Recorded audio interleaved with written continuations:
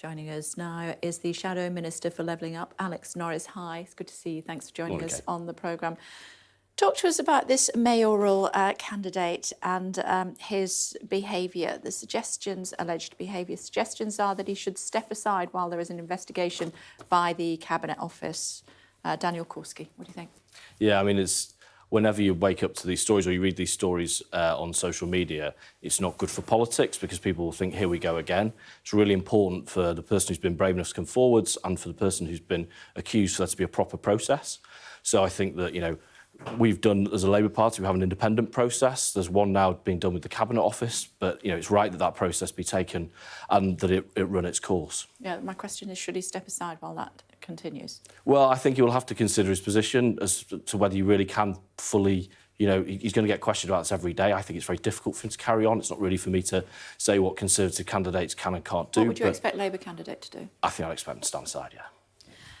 Let's see what happens. Thank you for that. Doctor strikes. How much does Labour support senior doctors who earn well over £100,000 a year at least to go on strike?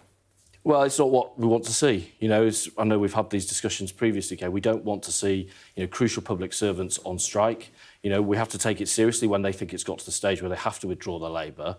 But we've been through this process now for 18 months. Let's get to the end game of this. This is only ever resolved by dialogue. Rishi Sunak needs to get round the table. He was able to do that with Boris Johnson and his honours. Get round the table, negotiate a solution. So are you supporting senior doctors in the strike or not? Well, as I say, it's not what we want to see. No, absolutely it isn't. So you're not supporting it? But it's sad that it's got to this stage. It's for the government to resolve it. If we were in government, we would be round the table, getting it resolved, avoiding this. But you're not supporting this. them, just to be clear? As I say, it's not what we want to see. OK.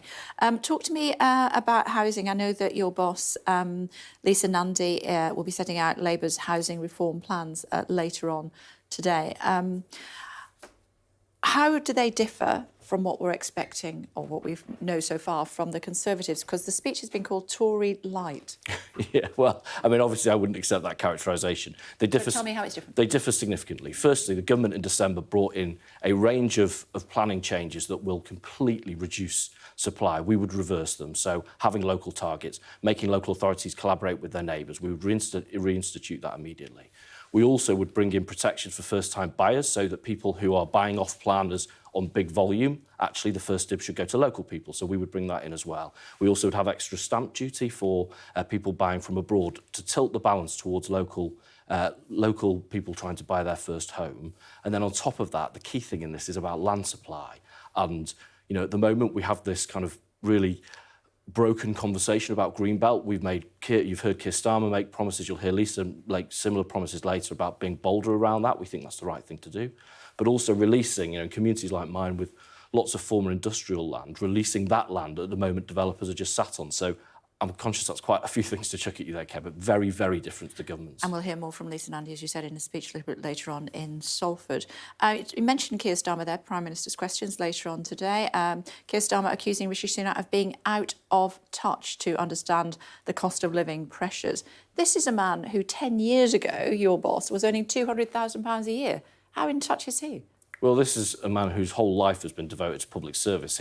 Yes, you know, the Director of Public Prosecution should be paid a significant salary. He got that by being a brilliant prosecutor and being the top one in the country. I think there's a really big difference there, actually, between that and what Keir's talking about. No, what he's saying is he's a billionaire and so he can't possibly be in touch with the cost of living pressures. I'm putting it to you that 10 years ago, Keir Starmer was earning more than £200,000 a year. So how in touch is he with people struggling to pay their bills?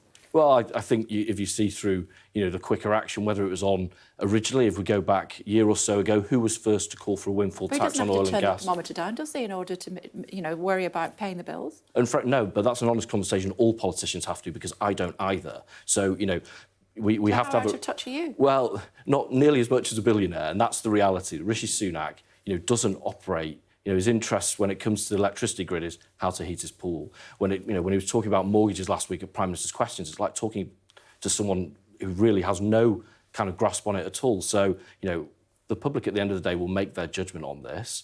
I think we've got a leader who understands what people are struggling with at the moment, has active ideas to tackle them, and we don't think the Prime Minister's doing that. What's to be done about Thames Water? They've been let down by their bosses, haven't they?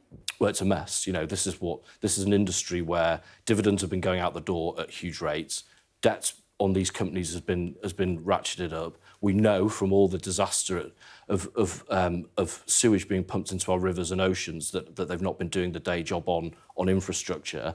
And now, you know, breaking news overnight from yourselves here at Sky, say that one's got into trouble. We need the full details of that. We think the government should come today to Parliament and Have these companies, like the water companies, been bled dry by the people that have owned them? The dividends that are being paid out are ridiculous. Yeah, well, some might say. Well, we have said throughout that, you know, there is clearly an inequity between the dividends that have been going out the door and the debt that's been laden on these companies and the failure over multiple decades to really put in the right money into infrastructure. So, you know, people will rightly ask that questions. We need the full facts. You know, this is a story of breaking news rather than one with a hard balance sheet in front of us today. But we need those facts. That's why the government should come to Parliament today and say what's going on and what they intend to do. I'm sure you'll be asking about it during Prime Minister's questions. Great to see you. Thanks very much indeed for joining us on the programme. Thanks, Alex.